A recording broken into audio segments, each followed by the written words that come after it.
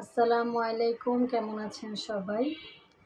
আলহামদুলিল্লাহ, আপনাদের দোয়া ও ভালোবাসায় আমিও ভালো আছি।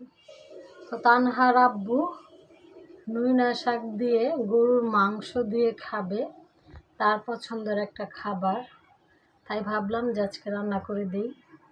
তো এখানে গরুর মাংস আছে, নুইনা শাক আছে, তেজপাতা আছে, কাঁচামরিচ আছে, পেঁয়াজ আছে, হলুদের গুঁড়া, মরিচের গুঁড়া, লবণ, জায়ফল, জৈত্রী, জিরা বাটা আছে, আদা বাটা আছে, টক দই আছে। মানে রান্না করতে আমার যা যা আর কি লাগবে তাইতে এখানে আছে।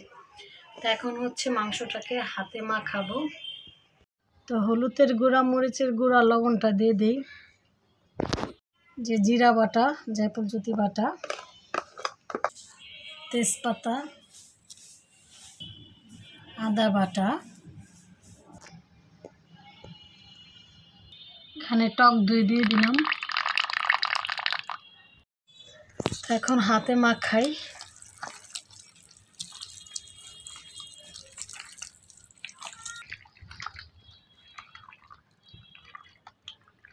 তো অনেকে বলতে পারেন যে এখানে তেল দেওয়া হয় নাই, পেঁয়াজ দেওয়া হয় নাই।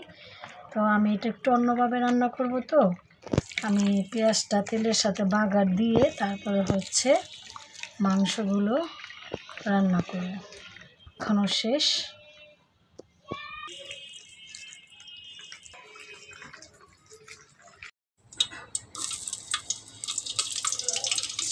তো দারচিনি এলাচি দিয়ে দিলাম তেলের মধ্যে। এখন হচ্ছে পেঁয়াজগুলো দিয়ে দিলাম।